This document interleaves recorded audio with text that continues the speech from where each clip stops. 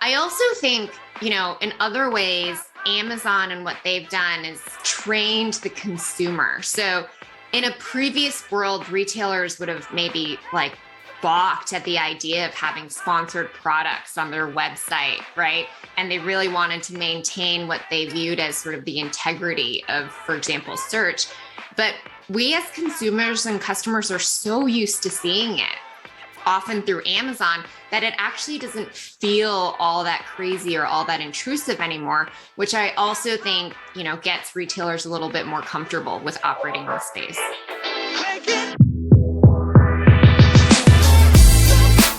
You're listening to Retail Remix, your inside access to candid conversations with the people shaping retail's future.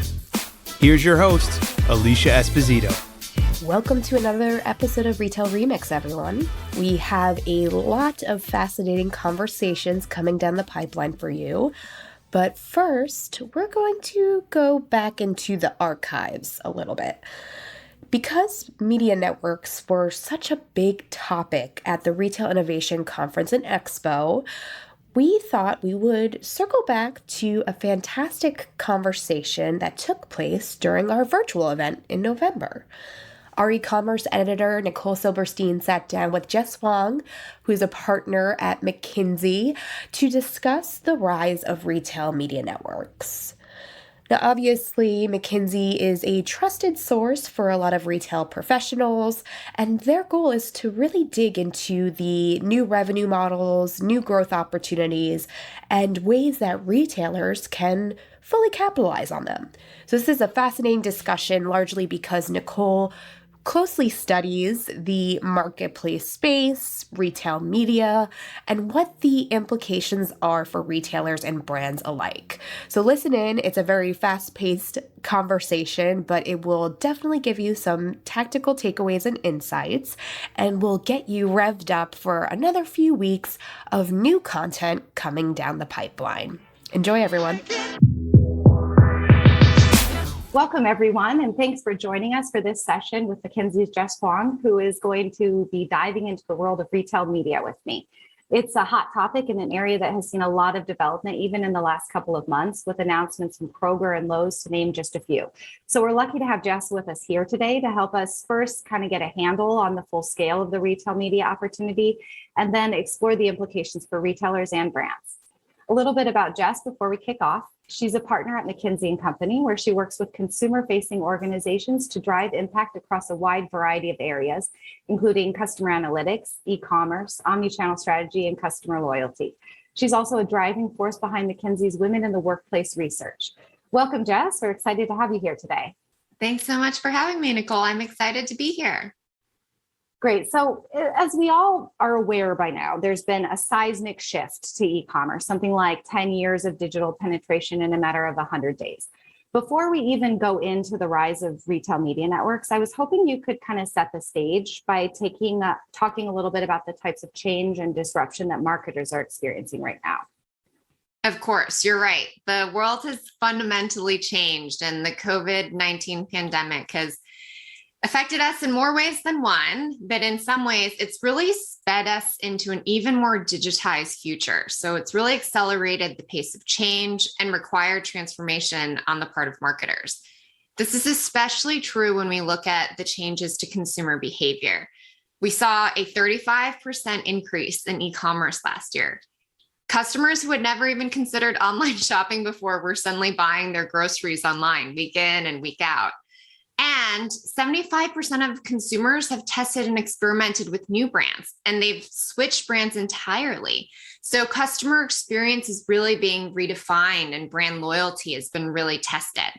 So in the face of all of this, marketers have had to respond. And I think the strongest responses have been by companies who've really reinvented themselves and really embraced some of the pandemic-induced changes to unlock new, longer-term growth opportunities, such as retail media, which we're talking about today. Well, that's the perfect kind of segue into our topic du jour, retail media networks. I would really love to start by just kind of getting a handle on how you define this entity. Like, what does the term retail media network encompass exactly? Sure. So at the crux of it, retail media is about taking the advantage of consumer data to make a closed loop connection among brands, retailers, and consumers. So let's actually take it step by step. You have a brand that wants to reach the consumer to get them to buy something. So they advertise somewhere on the internet. The consumer sees the ad. Later, they go to a retailer site and they buy that branded product. In today's world, there's no way for that brand to know if that specific ad that the consumer saw actually translated to a sale. So now let's enter in with the retail media network. The brand now pays the retailer for the advertising. The retailer will advertise on behalf of the brand. So that could be on the retailer's own site through a display ad or a sponsored product listing, or even on another website with an ad purchased on behalf of the brand.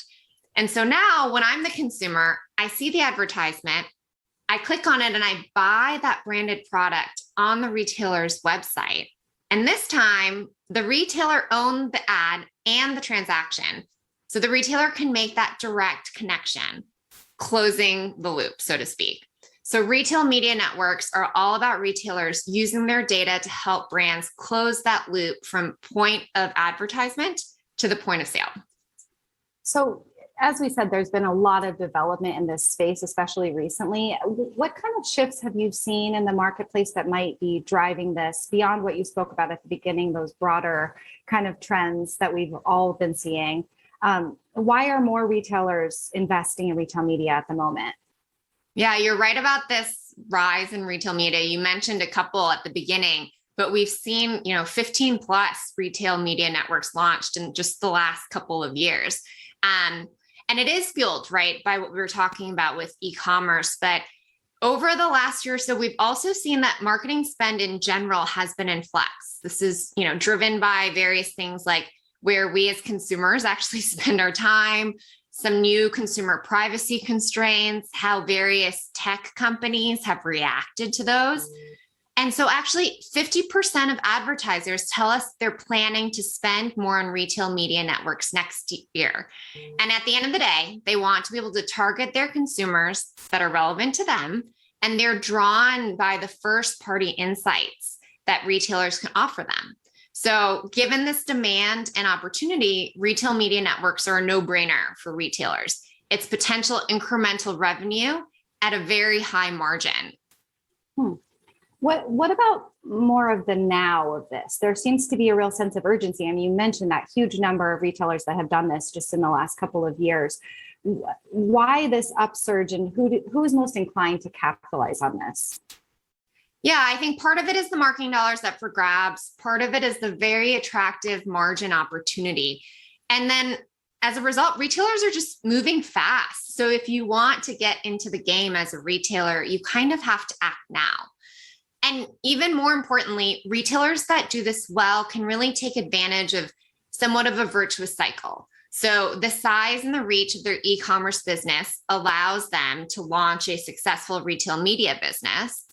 And brands that spend marketing dollars in these retail media networks can then drive up the e-commerce sales and growth. So that really grows their e-commerce business. And you see sort of how the cycle works. And so if you're a retailer that has broad audience reach, you know who those audiences are. And very importantly, you have the ability to actually target those audiences accurately. Bonus points if you can do it across channels. Your ability to sort of link that spend to actual purchase data for a specific consumer or audience of consumer puts you in a really perfect spot. Just a side question. Do you think the Amazon effect is at play here at all? I mean, we've seen during this same period of time, Amazon's share of digital ad spend kind of inching up, and they're taking a bigger and bigger piece of that pie. Is this a little bit about what's, retailers are kind of looking at Amazon and saying, maybe we can kind of do the same thing? Absolutely. And, a lot of ways when you look at retail overall, Amazon has sort of been a first mover at the cutting edge. And when retailers see what's working, they want to follow. And so I think what you're describing is very natural for other retailers to see the opportunity and want to do the same.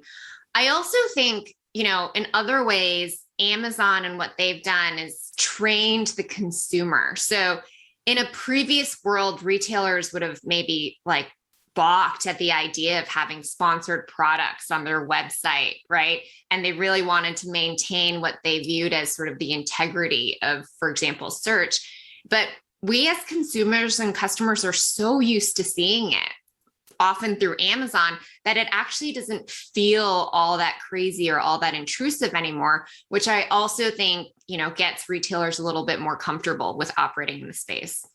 That's actually a perfect segue to the next question, because the revenue advantage for retailers is clear, but this does changing your business model in this way, or adding to your business model in this way, inherently changes the engagement with customers. Can you talk a little bit about how retail media networks are changing the customer experience? Yeah. So, as consumers or customers today, let's say we're catching up on the news, doing our usual rounds on our favorite sites, and much of what you see are one of two things. One, you get a bunch of random advertisements that are annoying, completely off message, relevant to you as a shopper, or you get ads based on what you've already searched for or shopped for. So, you search for that KitchenAid mixer, you bought it, and suddenly like mixers are following you around everywhere you go on the internet, even though you already bought the one mixer you need. I think in tomorrow's world, things can be a little different. You or I don't have to change how we browse or use the web, but suddenly we'll get ads that are actually more relevant to us, our interests, things that, our household actually needs. And actually, I think more importantly, maybe from brands that are actually aligned with our style, our preferences, and things like that, not just product alignment. And then when we are shopping on the retailer site, we might actually discover special offerings from new brands that spark curiosity that we've never tried before, but are targeted to us because there's something about us that makes us relevant to that brand. And I think maybe the best part is if the retailer already knows that I bought that KitchenAid mixer, their media network should not be chasing me around the internet with more advertisements for mixers. Right. So it's actually the potential for an improved customer experience. That's right. I think if retailers do it well, if they set the guardrails, put them in place so that they can still maintain a good customer experience, it can definitely enhance our experience as consumers. What would be some of those guardrails that need to be in place? Yeah, I think the most obvious one is limiting the types of brands that can advertise on your site as a retailer, making sure that in terms of sort of brand equity, it's aligned to your brand, what you stand for, what your values are. Hopefully that's the case anyway, because you're trying to serve something relevant to your customers. But I do think that's really important if you don't want to sort of whittle away at the trust and the relationship that you're building with your customer. Another one is just thinking about, where the advertisements show up on your website. How do you do it in a way that's not distracting and not intrusive to your customer as they're shopping, but rather something just, that they note and they see and could potentially be additive to their shopping experience. Right, because that's something we see across the board, is that when advertising interrupts the experience, consumers don't like that, no matter what the context of it. Exactly. So as you talk about this, it's starting to sound kind of like retail media is a team sport. There's a broad set of partners at play, brands, probably agencies and platforms. What are the dynamics that you might expect to see between these kind of different groups? And who do you think is most well positioned to thrive in this evolving ecosystem? You're absolutely right that it is an ecosystem and there are a number of players. And I actually think the beauty of it is that, when it's done well, it could probably really create a win-win, right? It could be a win for retailers in that they can drive up their sales, like we were talking about, and a win for brands and their agencies if they know which audiences they want to target and they can actually get that better return on marketing spend through using a retail media network. I think the, real players that can thrive will be the retailers who can actually do more with their data and offer that to brands and agencies that are looking to advertise with them. So to really differentiate, it will be the ones that, have better audiences, better targeting opportunities, are more real time in the types of insights and reporting that they can provide back to the agencies and the brands. And, if they do that, like we said, grows their retail media business and grows their e-commerce business. And for brands and agencies, I think they have to be, ready to be on the receiving end of that. So the ones that can actually use the data and insights really well will be able to not only, drive better return on their performance marketing spend, but perhaps actually use that information, those insights in other areas, like where they should invest in product development or top of funnel spend. So that does require a little bit of groundwork on the part of the retailer, if they haven't already done it, to remove all those data silos that we know are there. I mean, the retailers have always been in the position of having more data than they need, but we know that it's been kind of segregated by channel. And so that does require, right, some work to bring all of that together and really gather holistic insights about their shoppers before they can offer a really valuable retail media option. Yeah, that's totally right, Nicole. I think that is critical, but maybe the good news here is that, we've been talking about personalization for a really, really long time, and how retailers need to better use their data to be able to better target their own audiences with their own products. And I think retailers can view this as sort of an extension of those efforts. So all that effort you've been putting into breaking down those silos, and all of that you talked about, Nicole, you can now benefit from that in other ways, not just targeting consumers with your own products, but also on behalf of other brands as well. That really is kind of what the excitement is about all of this, right? Because it's something that retailers already have. As you made the point, they have already been doing the work for other reasons to get it into a form that's really beneficial. It's just a little bit about adding another layer of use to that information. Exactly. Yeah. Great. So as we look ahead to the end of the year and then into 2022 and beyond, what are some kind of key trends you're keeping your eye on in this space? Are there any predictions you can share to us about what we might see happen in the future with retail media? Yeah, well, I don't know about predictions. If the last couple of years have taught us anything, it's that, we have to be okay with some uncertainty. But we talked about digital acceleration at the very beginning of our conversation, and I expect that will sustain. I don't think that is going to back off. And so for retailers and businesses that really are able to keep up, this will probably continue to be an area of competitive advantage for them. And I think it also dovetails into technology-enabled growth. So in order to move at the speed of consumers, move at the speed of markets, companies who can actually use technology quickly to access consumers across channel, I think will also see a lot of success. And then I think the last thing, maybe a little different than my other couple points, is that I do think consumers are pushing companies in a way that they haven't before. And what I mean by that is, consumers are starting to ask more of companies. If you look at our latest research, actually, brand expectations have always varied by generation, but when you look at younger consumers and higher income consumers, they're starting to shift their loyalty by choosing brands that reflect their values, their purpose, something that they really want to stand for. So 60% of consumers told us that they prioritize the alignment with their values when they look at brands that they spend with. And so if you think about that, knowing that your consumers care, and also quite honestly, your employees, right? Your stakeholders really care about some things like what you stand for. I think companies are actually going to have to really think about how they incorporate, different dimensions into how they define impact to be able to maintain that relationship with consumers moving forward. So overall, very excited for what's ahead. I think a good time for marketers, given all of the disruption and all of the opportunity. It is nice to hear some positive news for marketers. There's been a lot of hits these last couple of years.